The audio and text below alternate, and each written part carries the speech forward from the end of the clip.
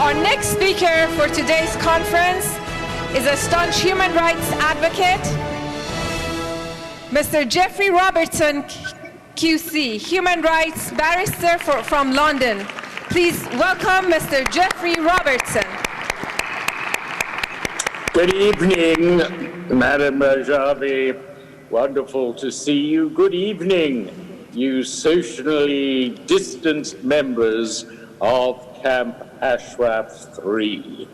It is, of course, I'm here from lockdown in London, and privileged to join the commemoration with you of the thousands of martyrs of the massacre, the prison massacres of 1988. Now, some years ago, I was asked by the Burramund Foundation to do an investigation of what actually happened, because the world didn't really know about it. I didn't know about it until I started.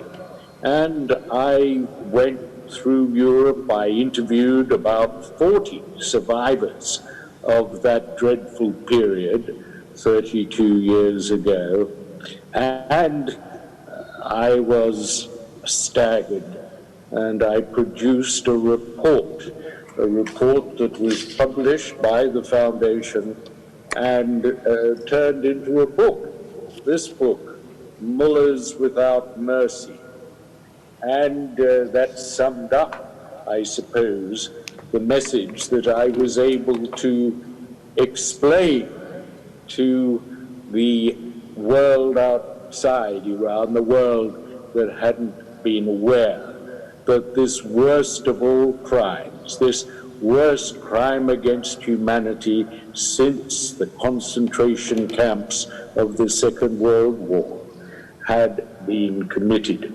This is how I described in my report, after all that study, what happened 32 years ago. I said this: late in July 1988, as the war with Iraq was ending in a truculent truce, prisons in Iran, crammed with government opponents, suddenly went into lockdown. All family visits were cancelled, televisions and radios switched off, and newspapers discontinued.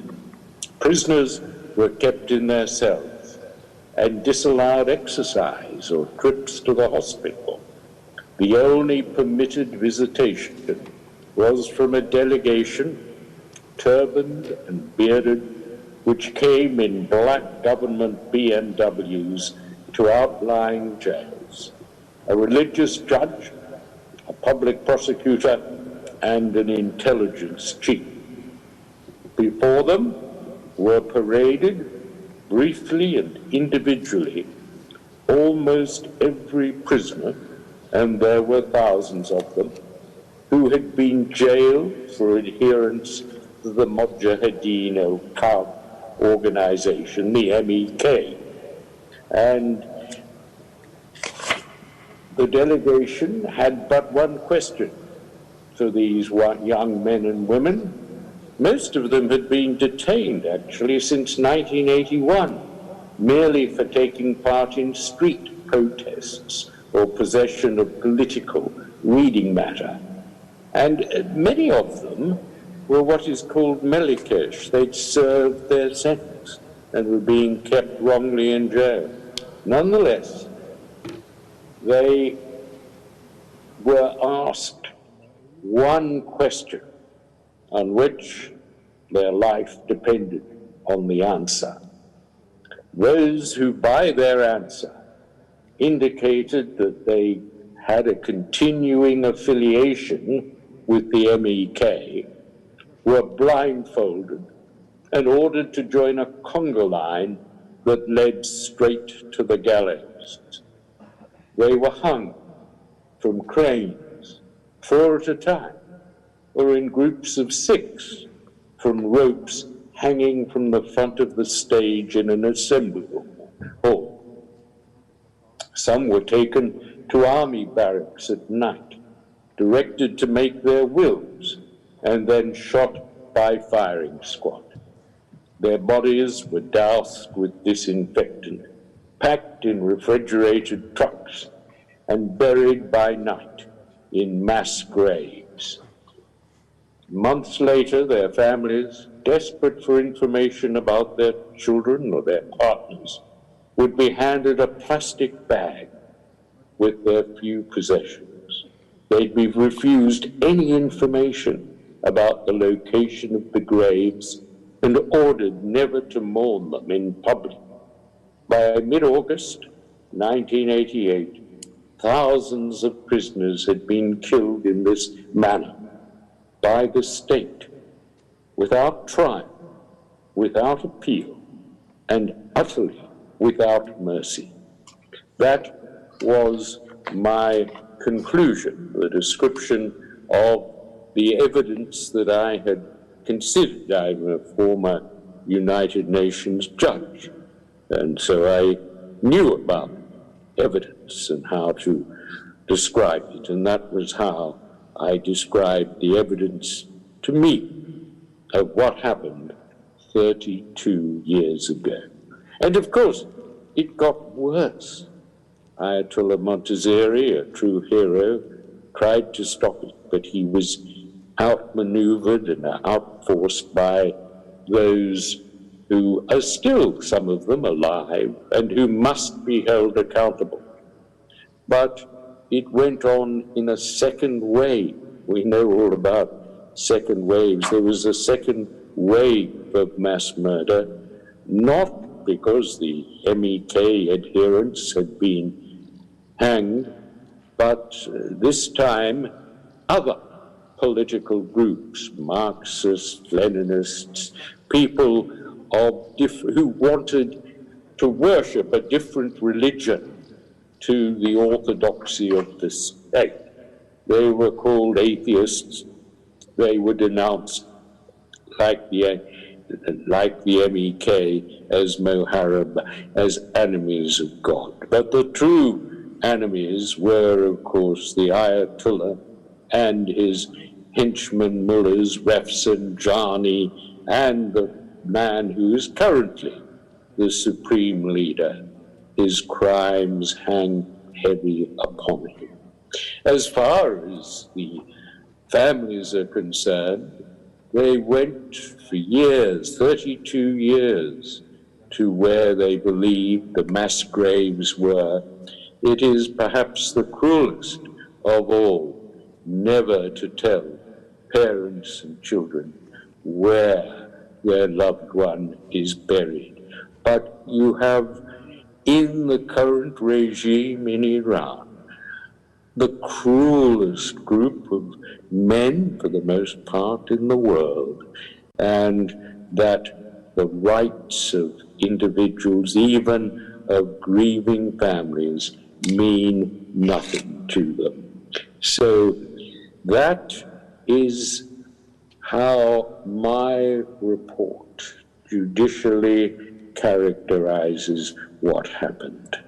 There wasn't accountability because the UN was weak at that time, because they'd given the Iran brief to a very naive professor who was unable to go to Iran until they were able to disguise. They were able to disguise the graves and were able to, in effect, to pretend that the massacre had not happened.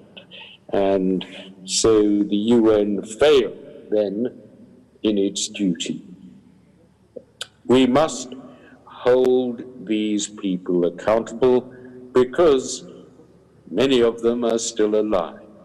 32 years is not a long time in the hierarchy of this theocratic state.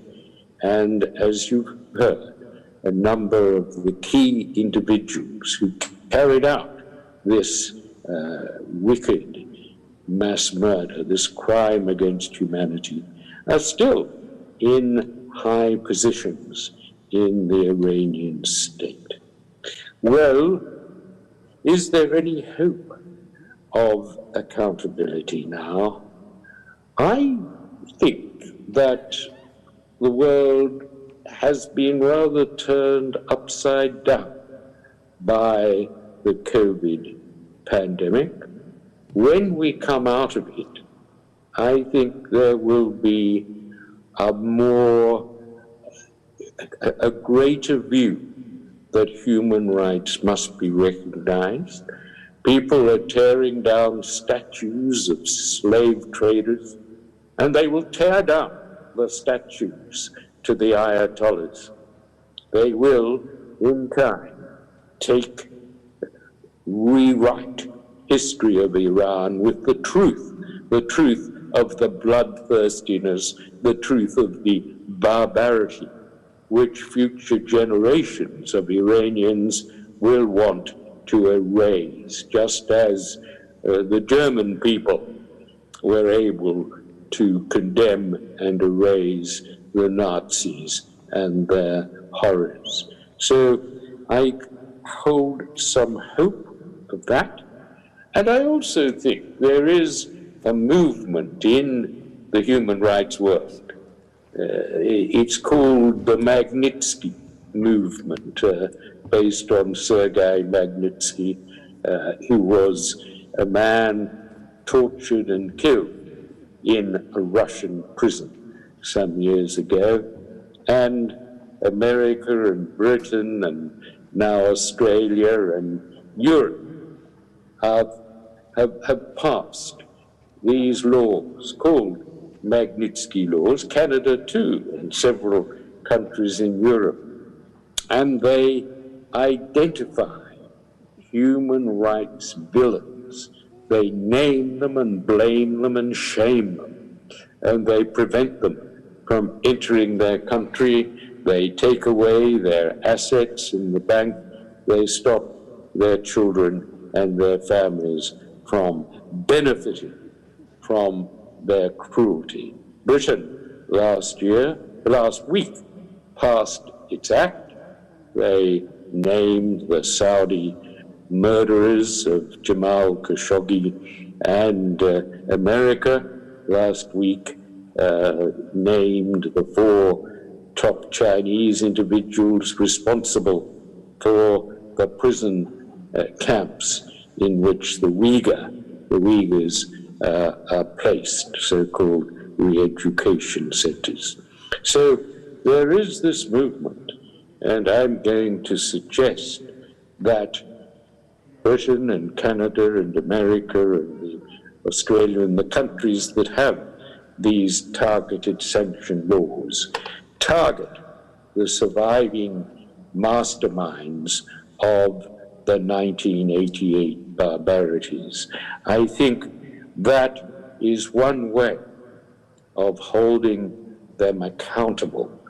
Name them, shame them, and blame them, because in that way we can go on the offensive against the perpetrators of one of the worst, since the war, one of the worst crimes against humanity.